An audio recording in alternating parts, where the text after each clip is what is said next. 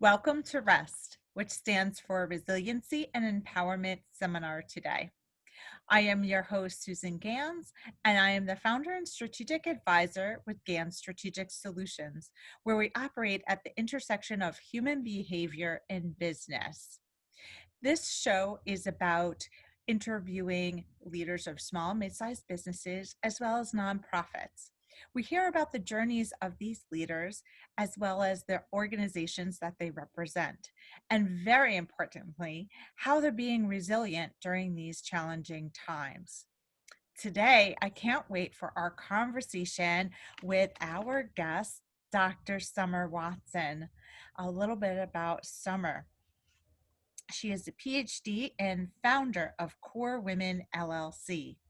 Core Women is a unique home for the hearts, as she says, hearts and souls of women, where we can kinetically connect, that's the K, organically learn from one another, that's the O, reshape lives through diverse interaction, that's the R, and E, energize one another to promote change. Core Women strives to support women through shared wisdom, kindness, we can use that, mentorship and guidance, as well as the use of films and podcasts to share journeys, stories, and strategies to support success. Summer developed Core Women to create a business that she loves and where she can apply her wisdom, education, and experience to support women in developing and achieving their personal and professional goals through strategic empowerment coaching. She holds a bachelor's in English literature from the University of California in Berkeley, a master's in human services with a specialty in community counseling from National University San Diego, and if that weren't enough, a PhD in psychology with a clinical emphasis from Saybrook University, California. Of course, she has other certifications in teaching, mediation, substance abuse education, and prevention and leadership. She has facilitated communication groups, taught courses in career transition, psychology, and human services, and has served as a mentor for doctoral students. In addition, Summer has conducted both qualitative and quantitative research. And I'm giving her fuller background because it is so important to understand the full picture of Summer. She has several years of experience working in nonprofit, government, and for-profit mental health facilities that oversee and train clinicians and conduct mental health assessments and evaluations of both children and adults. She has also served as a mentor, advisor, and coach to those seeking professional and personal guidance in the areas of career, education, and wellness support, as well as served as an adjunct faculty member for multiple universities and as a consultant to support doctoral students with qualitative research. So that's the professional Summer. Now to the personal Summer. That's also very important. As a military spouse for 20 plus years, she has put much of her energy into creating programs for military families and advocating for their needs.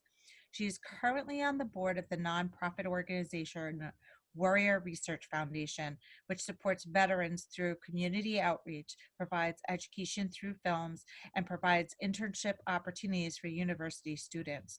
She has published a phenomenological, that's a mouthful, study, Effects of the War in Iraq on Military Marriages, in which she studied 6 factors that affect military marriages separated by war. I'm very proud to say that she recently published her new book, F Yeah, you know what that stands for, Get Real with Strong Language. This book is a strategic approach to understanding your personal beliefs and values. Her passion is evident as a strategic empowerment coaching professional, speaking professional, and facilitator of empowerment seminars. And very specifically, she's about empowering and inspiring women and men to embrace their passion for life. And with that, welcome, Woo! Summer. Thank you so much. I'm honored to be here. It is so fun to have you here and to I want to start by honoring you for all the work that you do in your professional life, in your volunteer work with veterans. Is such an important community that I think is underserved. So I'm glad that you are spending time in that arena. Thank you. Now back onto you. All right. So, so tell us about the early part of your career and what prepared you for your core women journey. Okay. Well, I've worked since I was 15. Um, that goes back to how my parents raised me. They didn't really have to start working early, but they did have expectations that their children would start working early. So we did chores early on, but I also got my first job at 15 and a half.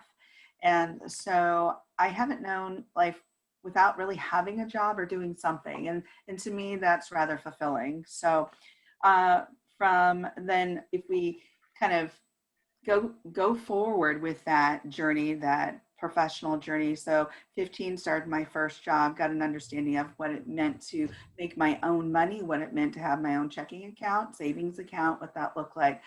Then when I got into undergrad, I knew I would have to have a job because I had to pay for college. And so as I went into undergrad, started working as a security officer for the student union, and I was undercover. And so I would apprehend folks that would steal. And that could have been students, people from off the street to professors, you name it. I mean, it ran the gamut. And so I learned there how to work effectively with people and also how to be a supervisor because I was promoted into a supervisory role during that job experience. And so that was interesting, that was informative, enlightening. And so I was able to take all of that great expertise. So when I graduated, I was able to get a job. So what I did was I knew I wanted to do something of value. So I started working, getting my I got my substitute teaching credential, and I also started working in group homes. And so that's how I started kind of my career into the human services field.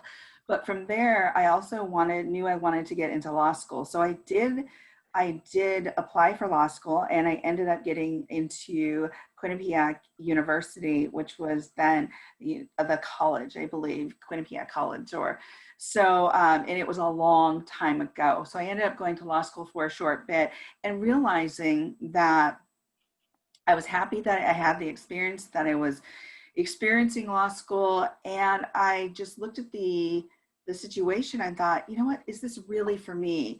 And I really had to take a deep dive into, did I value being there? I was working for it, paying for it. Was it worth my time, effort, and energy? And so I didn't feel like it was. And I ended up going back home. And I never really quit anything. And I felt like I kind of quit. And I thought, well, why do I feel this way? I'm the one paying for it. So to kind of, again, go forward with my journey, I did end up going home and I started working in the human services field. And I realized, and in the teaching field as well. So I started substitute teaching, and and then what did I do? And then I ended up getting married. And so I got married to my high school sweetheart, which took us on a long journey because he joined the military. And when he joined the military, we were kind of traveling all over the country. We ended up living outside of the country for 3 years.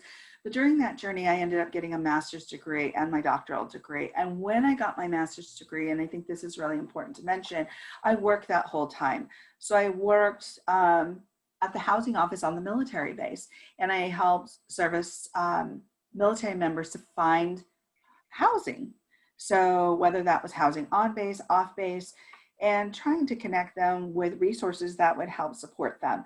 And I knew at that time I wanted to go into something that would allow me to help people. So I went into got my master's in human services with a specialty in counseling. And during that time, I had to have a couple of internships.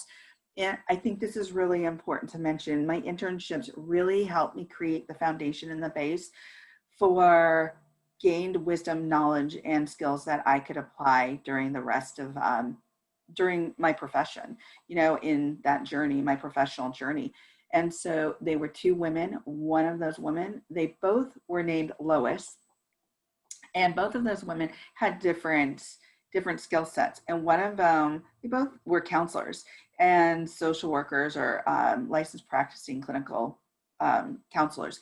And so one of them was my clinical mentor, and one of them was my mentor, my program development, community development, and collaboration type of mentor. So from that, I was able to pair that and learn how to not only do counseling, but also to do community development, program management, community development, run countywide grants, and apply all that knowledge to, how do I construct eventually my own business, right? And so ended up getting a PhD working in the clinical field with people who were suicidal, homicidal, and gravely disabled in hospitals.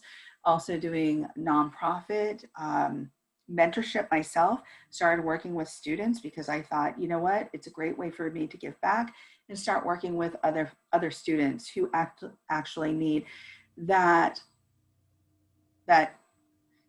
experience that they can apply to everyday life and to their own profession, so they don't feel so green or feel like they have gone into a situation where they have that imposter syndrome, what they call it today, right? And so I really wanted to be able to give back so that other students could go out into the world and feel like they had something applicable and something that they could, really use and apply to their jobs. So that, with all that wisdom, education, and experience, that allowed me to create Core Women. And Core Women is something really special to me. So it was my husband had retired, and it took me a couple of years to kind of work through that. We moved to the DC area. And I thought to myself, what is it that I want to do now? I really am a California girl. I really wanted to go back to California. So I was really trying to find my space and my place again. And that happened a lot for me during the 20 plus years we were in the Marine Corps. And I say we because it's not just a job, it's a family adventure, so to speak. So experience. So I ended up from that really kind of delving deep into what matters to me. How do I want to apply all of this experience and wisdom that I've gained throughout the years, which I'd like to say that at that point I was 48. And so it's never too late to reinvent yourself. It's never too late to really do something that you're passionate about. So I ended up going home to California, hanging out with some girlfriends from college, and watching them just interact it was of such value to me, because as I was sitting there watching them interact, I realized that's it. I want to create a safe space for women to really understand their own personal and professional journeys. And so I developed Core Women, which would allow me, and I call the company really a coaching and production company, because I really believe we can produce our own journeys. We can produce a life we love and we want to live. So there you go. I hope that answered your question. And that kind of was a long story, but all that experience, all that wisdom really lent to Core Women and its development. Absolutely. And one of the questions I have for you is about, there's a couple of points where you've reevaluated, what was in alignment with you, what was important to you. So what were some of those signals that said to you, I want to evaluate this. I want to see if this is really what I want to do. Were there some sort of signals, signs that we can learn to be in tune with? Yeah, I think just listening to your internal voice, listening to, those things that kind of stand out for you. So for instance, if I go back to law school, there was an instance where I'd be sitting around my peers, and I would realize that maybe some peer did really well on a test, and I would say, "Oh my gosh, you did so well, congratulations." And my other peers would look at me and go, "Why are you doing that? You know, we're in competition with each other." And for me, I knew that there was a competition factor, but what was more important to me was to make sure I was living in congruence with my values. And so that was a big kind of like red flag to me. Like, do I want to be doing this? And then the other issue there at that time was I knew that I would have to defend people who committed some really heinous crimes. And for me, that just, I know everybody is entitled to a defense. Absolutely. But for me to have to do that job, I don't know if I could. So that was another kind of trigger point for me. Like, no, don't really, I'm not feeling this. I'm not feeling like, again, this aligns with who I am. So that's when I had to really make that decision. And it was a tough decision to go back home. Then the next point was when I was in DC and my husband finally retired, I had to take a look back because during our process of being a military family, over that 20 plus years, when you jump from place to place because your spouse gets orders to a new duty station, there's not a question of, do I leave my job or do I stay here? You're in it to win it as a team. so, um, so you get up and you move and you become this professional job seeker, you know, so as a military spouse. So you apply for jobs, you fill out resumes, you update resumes constantly. I was done with that. I didn't want to just take a job that I had to take because I was bouncing from place to place. So at the end of that journey, I thought to myself, what is it? It's my time now. What is it that I want to do? I've I've invested so much time, energy, money into myself, into my education. What is it that I want to gain? What is it that I value? What is it that I'm passionate about? And those were the two distinct times where I really thought, oh my gosh, I need to do something here. I need to make a change, and I need to do something that I'm really passionate about this time. And really, what I get from your story is about resilience because you've had to constantly reimagine and reinvent. And then you were at a point when you weren't going from job to job, per se, to really focus on yourself. Can you talk about some of the inner strengths that you've relied upon to be resilient? Sure. And that's a really good question. So thank you for asking that question because I believe there is, people have two streams of resiliency. That's innate resiliency and learned resiliency. And so I think that I have a lot of innate resiliency. I was born with a really strong will. And the way that I would describe myself is resilient, persistent, and balanced.